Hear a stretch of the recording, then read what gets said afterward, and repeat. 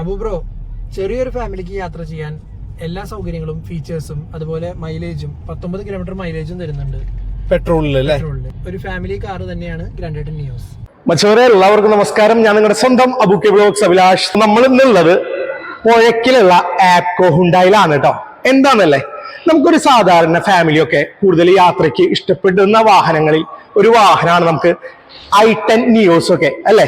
ആ ഒരു i10 NIOS 2025 വരുമ്പോ പുതിയ അപ്ഡേഷനോട് കൂടി വന്നേക്കാണ്. അപ്പൊ ആ ഒരു വാഹനത്തിന്റെ വിശേഷമായിരിക്കും ഇന്ന്. അപ്പൊ ആ ഒരു വിശേഷത്തിലേക്ക് പോകല്ലേ, പോരേട്ടാ. ഹൈ പോരേന്ന്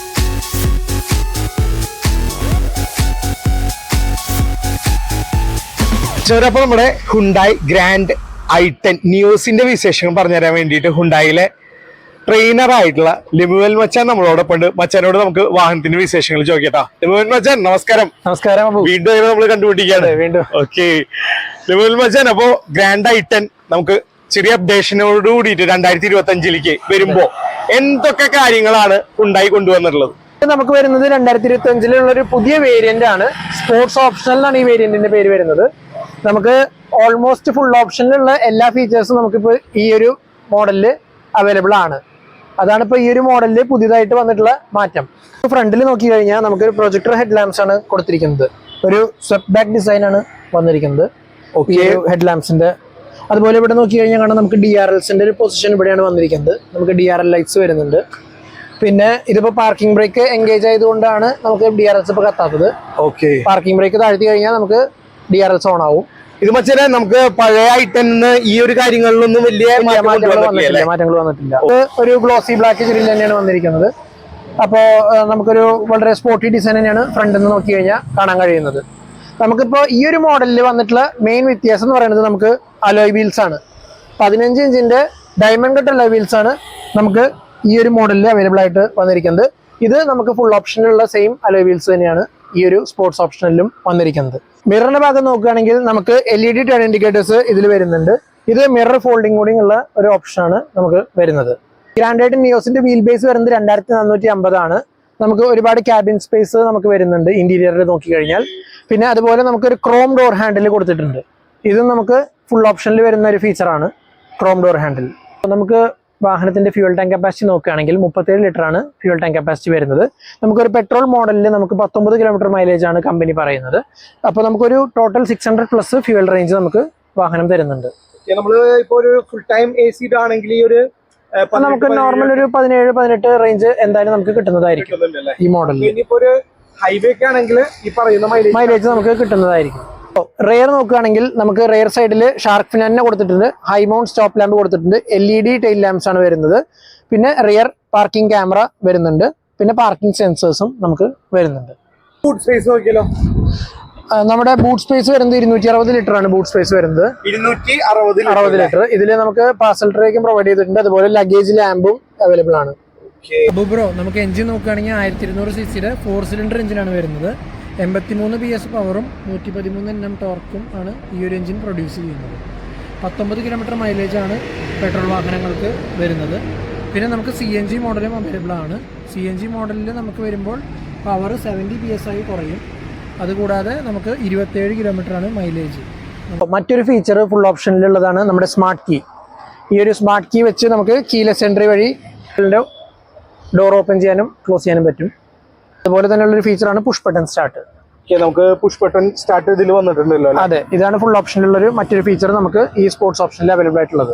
ഈ ഒരു 2025 വാഹനം വരുമ്പോൾ ഈ ഒരു മാറ്റങ്ങളൊക്കെയാണ് അതെ വന്നിട്ടുള്ളത് അല്ലേ? ഇതൊക്കെയാണ് നമുക്ക് ഈ ഒരു വേരിയന്റിൽ വന്നിട്ടുള്ള പുതിയ ഫീച്ചേഴ്സ്. ശരിക്കും മച്ചാനെ പറയുകയാണെങ്കിലേ ഇന്റീരിയലൊക്കെ എന്താ പറയാ, പക്കാ ലക്ഷറി. അതെ, സ്റ്റിയറിംഗിന്റെ ഭാഗത്തേക്ക് നോക്കുകയാണെങ്കിൽ നമുക്കൊരു ടിൽറ്റ് സ്റ്റിയറിംഗ് നമുക്ക് കൊടുത്തിട്ടുണ്ട്. ടിൽറ്റ് സ്റ്റിയറിംഗ് ആണ് വരുന്നത്. അതുപോലെ സ്റ്റിയറിംഗ് കൺട്രോൾസ് വരുന്നുണ്ട്. ഈ സൈഡിൽ വരുന്നതെല്ലാം നമുക്ക് ഓഡിയോന്റെയും ബ്ലൂടൂത്തിന്റെയും കൺട്രോൾസ് ആണ് വരുന്നത്. അതുപോലെ നമുക്ക് റൈറ്റ് സൈഡിൽ നോക്കുകയാണെങ്കിൽ നമുക്ക് മെനു കൺട്രോൾ ചെയ്യാനുള്ള ഓപ്ഷൻ വരുന്നുണ്ട്. പിന്നെ ക്രൂസ് കൺട്രോൾ ഓപ്ഷനും നമുക്ക് അവൈലബിൾ ആണ്. നമുക്ക് 8 ഇഞ്ചിന്റെ ഒരു ടച്ച് സ്ക്രീനാണ് വരുന്നത്. Audio, video and smart phone navigation available ആണ്. Android auto, Apple CarPlay connect ചെയ്യാൻ പറ്റുന്ന ഒരു സിസ്റ്റമാണ് വരുന്നത് വന്നിട്ടുള്ളത് അല്ലേ? ശരിക്കും പറയാ വെച്ചാൽ നമുക്ക് ഒരു ലോങ് ഒക്കെ നേരത്തെ മച്ചാൻ പറഞ്ഞോണം ഒരു ഫാമിലിക്കൊക്കെ സുഖമായിട്ട് യാത്ര ചെയ്യാം. നമ്മുടെ ഹ്യുണ്ടായി വാഹനങ്ങൾ നോക്കി കഴിഞ്ഞാൽ ഫീച്ചേഴ്സിന്റെ കാര്യത്തിലാണെങ്കിലും അതുപോലെ ഡിസൈനിന്റെ കാര്യത്തിലാണെങ്കിലും അവർ വളരെ വളരെ അതിലൊരു ക്ലാരിറ്റി കൊടുത്തിട്ടുണ്ട് അവർ. പിന്നെ നമ്മൾ നോക്കി കഴിഞ്ഞാൽ ഈ ഒരു സെഗ്മെന്റിൽ വരാത്ത ഫീച്ചേഴ്സ് എല്ലാം നമ്മൾ പ്രൊവൈഡ് ചെയ്യുന്ന ആദ്യം മുതൽക്കേ നമുക്ക് ഹ്യുണ്ടായി വാഹനങ്ങളിൽ ഫസ്റ്റ് ഇൻ സെഗ്മെന്റ് ഫീച്ചേഴ്സ് ഒരുപാട് കൊടുക്കുന്ന ഒരു കമ്പനി കൂടിയാണ് ഹ്യുണ്ടായി വരുന്നത്. നമുക്കിപ്പോ ബാക്കിലോട്ട് വന്നു കഴിഞ്ഞാൽ റിയർ AC ചാർജ് ചെയ്യാനുള്ള ഓപ്ഷൻ വരുന്നുണ്ട്. അതെ അതെ. ഇപ്പോ ബാക്കിലിരിക്കുന്ന പാസഞ്ചേഴ്സിനും അതെ സുഖകരമായിട്ട് ഓൾറെഡി വാഹനത്തിന് ഒരു നോയ്സോ സൗണ്ടോ കാര്യങ്ങളോ ഇല്ല, നല്ല രീതിയിൽ തന്നെ യാത്ര ചെയ്തു പോവാലോ അല്ലെ? അതെ. മച്ചനപ്പ ഗ്രാൻഡ് i10 നിയോസിന്റെ വിശേഷങ്ങൾ ഇത്രയാണ് വരുന്നത് അല്ലെ? അതെ. ഓക്കെ, നമുക്ക് എത്ര വേരിയൻസ് ആണ് വരുന്നത്? നമുക്ക് ടോട്ടൽ 6 വേരിയന്റ് ആണ് വരുന്നത്.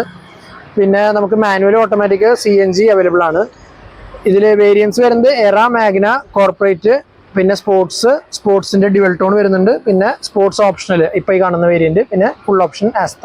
ഓക്കെ, എത്ര കളേഴ്സ് ആണ് നമുക്ക് വന്നിട്ടുള്ളത്? നമുക്ക് 5 കളേഴ്സ് ആണ് വരുന്നത്. പിന്നെ ഒരു ഡ്യുവൽ ടോൺ ഓപ്ഷനും കൂടി വരുന്നുണ്ട്. i10 നിയോസിന്റെ പ്രൈസ് എങ്ങനെയാ പറയുന്നത്?